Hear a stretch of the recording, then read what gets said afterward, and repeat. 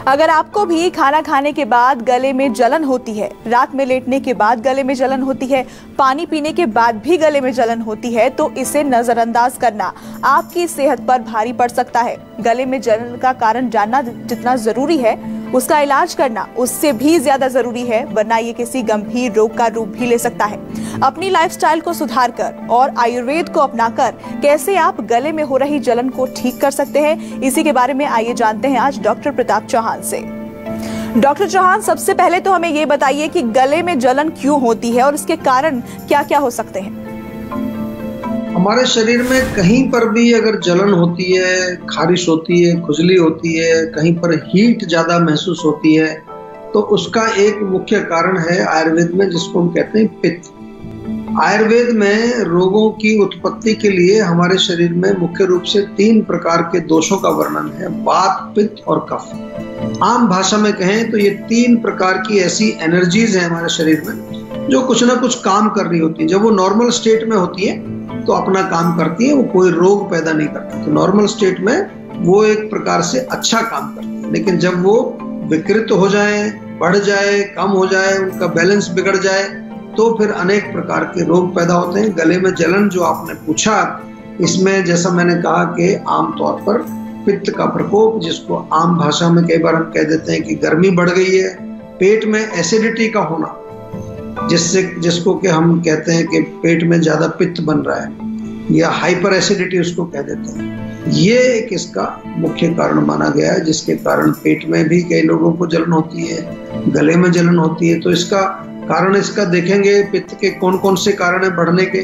बहुत ज्यादा जो है पित्तवर्धक भोजन, तीखा या बहुत फ्राइड खाना, बहुत ज्यादा मिर्ची, अचार, खट्टी चीजों का सेवन करना, या फिर जो है चाय, कॉफी, ये बहुत गर्म होती है। कई बार लोग जो है चाय बहुत पीते रहते हैं दिन भर में। अल्कोहल का सेवन भी लोग आजकल काफी करते हैं। लोग किसी भी प्रकार का तंबाकू, गुटखा, पान, बीड़ी, सिगरेट, वो जो भी आप खाते हैं, वो भी एक गर्म चीज है, वो गर्मी पैदा करती है बॉडी में। नॉनवेज भी जितना होता है वो गर्मी पैदा करता है। और इसका कारण हो सकता है कि गले में कई प्रकार के इन्फेक्शन हो जाते हैं। कई बार कोई बैक्टीरियल इन्फेक्शन हो गया, वहां सूजन होगी, उसके कारण भी जलन होती है गले में। या गले में छाले हो जाते हैं कई लोगों को, जैसे मुंह में छाले होते हैं ऐसे गले में भी छाले हो जाते हैं। गले का कैंसर भी हो जाता है लोगों को, उसके कारण भी बर्निंग होती है। और कभी कभार ये जो टॉन्सिल्स होते हैं, टॉन्सिल्स में भी कोई इन्फेक्शन हो जाए, उसके कारण उस एरिया में, गले के एरिया में आपको जलन होने लगती है। एंड डोंट फॉरगेट, जो मैं बार बार आपको कहता हूँ, आजकल मानसिक तनाव भी एक ऐसा एक कारण है जिसकी वजह से बहुत सारी शारीरिक प्रॉब्लम आती है। तो मानसिक तनाव भी यदि आपको ज्यादा रहता है तो एसिड ज्यादा बनेगा पेट में, उसके कारण भी आपको फिर ऊपर को जब एसिड आएगा गले में तो आपके गले में जलन महसूस होगी। लौकी के 8 फायदे बताएंगे डॉक्टर चौहान आज की संजीवनी टिप्स में, लेकिन अब से थोड़ी ही देर में आप बने रहिए हमारे साथ, देखते रहिए संजीवनी। डॉक्टर चौहान, गले में जलन के और कौन कौन से लक्षण हो सकते हैं, इसके बारे में भी हमें बताइए। देखिए, सबसे पहला लक्षण तो जलन ही है। गले में जलन होती है और उसके साथ साथ गले में दुखन यानी कि दर्द होता है।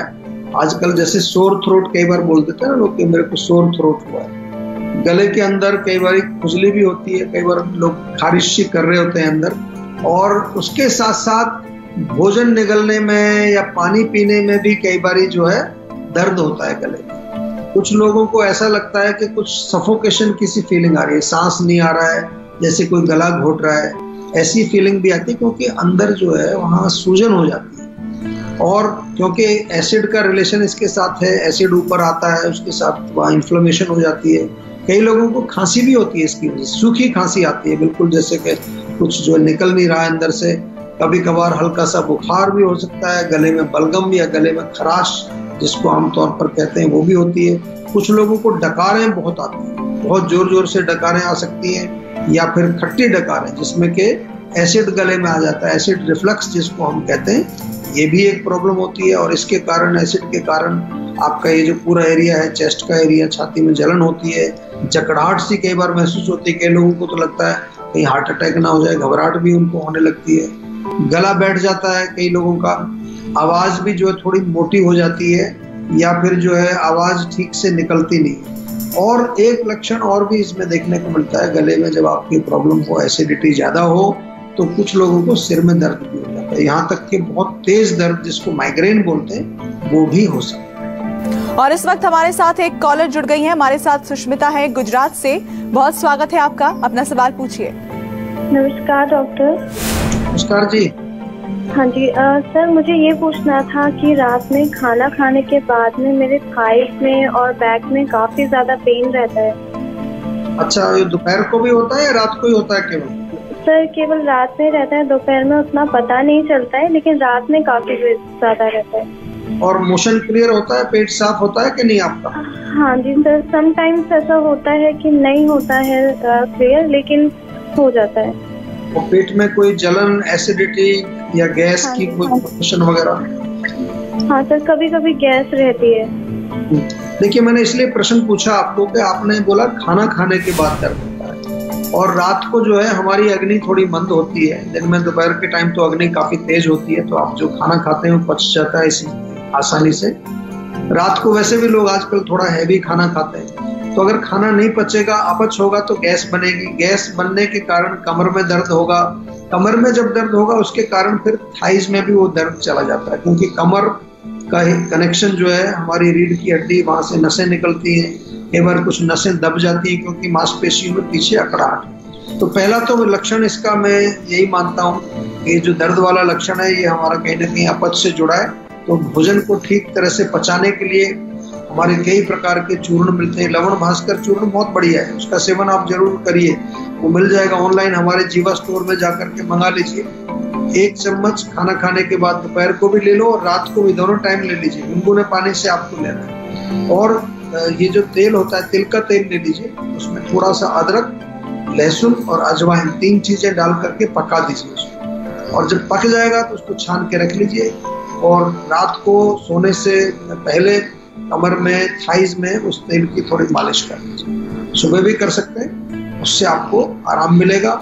इसके अलावा जो है, अगर आपको लगता है कि कोई प्रॉब्लम, शायद कोई और इसके अलावा सीरियस प्रॉब्लम है, तो एक बार हमारे जीवा के डॉक्टर से बातचीत कर लीजिए।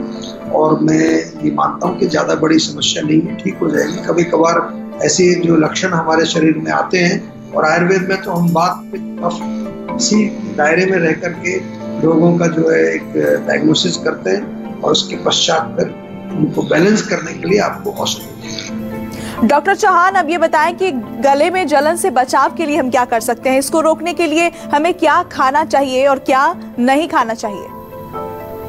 देखिए, सबसे पहले तो जो मूल कारण है उसको रोकना हमें पड़ता है। जैसा कि हम बार बार कहते हैं, पित्त अगर इसका कारण है तो पित्त को बढ़ाने वाले जो भी भोजन है, पित्त को बढ़ाने वाले जो भी हमारे लाइफस्टाइल हैं, जिसको हम आयुर्वेद में आहार विहार बोलते हैं, उनको तुरंत बंद कर दीजिए। इवन मैंने लाइफस्टाइल की भी बात की। अगर आप बहुत ज्यादा एक्सरसाइज कर रहे हैं, जिस भी एक्टिविटी से आपके शरीर में हीट बढ़ती है, आप बहुत ज्यादा धूप में रहते हैं अधिक समय तक, या किसी भी प्रकार की गर्म तासीर वाली आप कोई चीज खाते हैं, जो भोजन खास तौर से बॉडी के अंदर एसिड बनाते हैं, खट्टी चीजें, चाय, कॉफी, अल्कोहल, स्मोकिंग, टोबैको, ये बिल्कुल जो है आपको बंद करना चाहिए। बहुत जरूरी है, इसको नहीं खाना है। इसके अलावा कोई भी fried, oily, greasy, spicy food, junk food किसी तरह का नहीं खाना है। किसी भी तरह का जो प्रिजर्वेटिव, केमिकल वाली चीजों को सेवन नहीं करना है। अब क्या खाना चाहिए ये भी जरा सुन लीजिए, क्या करना चाहिए। सबसे पहले तो ध्यान रहे कि जो आप खाना खाते हैं वो भी एक रेगुलर टाइम पर खाना चाहिए। आजकल क्या है कि लोग दिन भर कुछ ना कुछ मुंह चलता रहता है। दिन भर बकरी की तरह से कुछ थोड़ा थोड़ा खाते रहते हैं लोग। वो बहुत खतरनाक चीज है। उसके कारण कई प्रकार के पेट के रोग होते हैं। रात का खाना हल्का होना चाहिए, और जितना जल्दी से जल्दी खा लें वो बहुत अच्छा है। लेट नहीं खाना है, हैवी नहीं खाना है। खीरा बहुत बढ़िया काम करता है, तरबूज बहुत अच्छा काम करता है, नारियल पानी आप पी सकते हैं। गले में जलन अगर हो रही, ताजा मक्खन थोड़ा सा ले लीजिए, सफेद मक्खन जो घर पे होता है, बिना नमक वाला, जिसमें नमक नहीं डला किसी प्रकार का, वो थोड़ा सा 1 चम्मच आराम से धीरे धीरे खाइए, गले में लगेगा, हीलिंग करेगा। सौंफ का पानी, उसमें थोड़ी मिश्री डाल करके आप ले सकते हैं। मुलेठी का चूर्ण यदि मिल जाता है तो मुलेठी का चूर्ण भी आप जो है उसमें थोड़ा घी मिला करके उसको चाट लीजिए। That is very very effective. ये छोटी छोटी सी चीजें अगर आप करेंगे तो काफी रिलीफ इससे मिलेगा। लेकिन पूरा अगर जड़ से रोग को निकालना है तो उसके लिए तो आयुर्वेदिक चिकित्सा करनी ही पड़ेगी। और आयुर्वेदिक चिकित्सा के लिए आयुर्वेदिक डॉक्टर से आपको बातचीत करनी पड़ेगी ताकि आपके लिए एक कस्टमाइज पर्सनलाइज्ड दवाई वो प्रिस्क्राइब कर सके।